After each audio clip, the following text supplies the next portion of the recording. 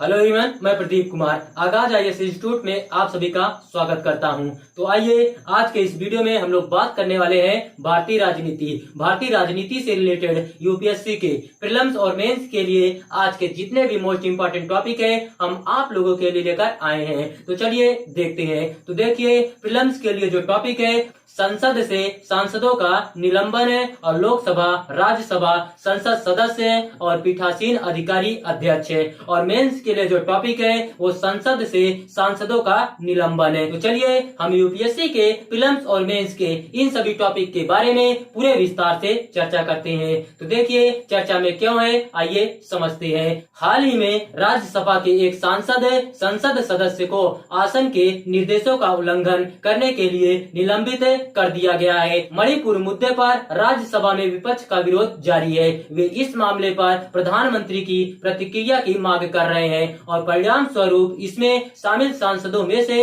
एक को निलंबित कर दिया गया है। सांसदों के निलंबन की प्रक्रिया क्या है, आइए देखते हैं। सबसे पहले हम लोग सामान्य सिद्धांत के बारे में समझते हैं। तो देखिए, सामान्य सिद्धांत यह है कि व्यवस्था बनाए रखना पीठासीन अधिकारी, लोकसभा अध्यक्ष और राज्यसभा के सभापति की भूमिका और कर्तव्य है, ताकि सदन सुचारू रूप से चल सके। यह सुनिश्चित करने के लिए कि कार्यवाही उचित तरीके से संचालित हो, अध्यक्ष सभापति को किसी सदस्य को सदन से बाहर जाने के लिए विवश करने का अधिकार है। प्रक्रिया और आचरण के नियम क्या है, आइए देखते हैं। सबसे पहले हम लोग लोकसभा नियम 373 क्या है, आइए देखते हैं। तो देखिए, प्रक्रिया एवं कार्य संचालन नियमों की नियम संख्या 373 के अनुसार अध्यक्ष किसी सदस्य का आचरण अमर्यादित पाए जाने पर उसे तुरंत सदन से हटाने का निर्देश दे सकता है। जिन सदस्यों को हटने का आदेश दिया गया है वे तुरंत ऐसा करेंगे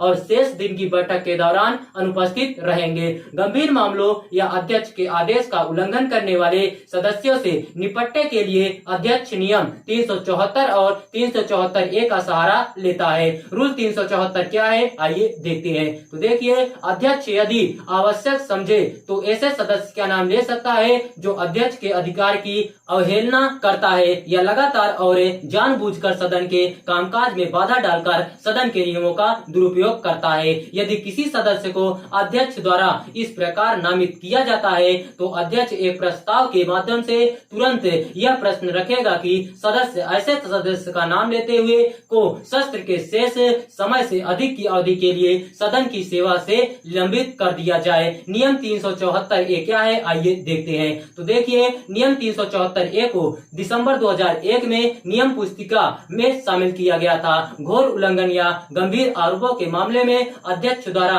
नामित किए जाने पर सदस्य लगातार 5 बैठकों या सत्र की शेष अवधि के लिए स्वतः निलंबित हो जाएगा। राज्यसभा नियम 255 क्या है, आइए देखते हैं। तो देखिए, लोकसभा अध्यक्ष की तरह राज्यसभा के सभापति को नियम संख्या 255 के तहत किसी भी सदस्य का आचरण अमर्यादित पाए जाने पर तुरंत उसे सदन से बाहर जाने का निर्देश देने का अधिकार है। लोकसभा अध्यक्ष के विपरीत राज्यसभा सभापति के पास किसी सदस्य को निलंबित करने का अधिकार नहीं है, इसलिए सदन किसी अन्य प्रस्ताव के माध्यम से निलंबन समाप्त कर सकता है। अध्यक्ष उस सदस्य का नाम बता सकता है जो अध्यक्ष के अधिकारों की अवहेलना करता है या निरंतर और जानबूझकर कार्य में बाधा डालकर सभा के नियमों का दुरुपयोग करता है।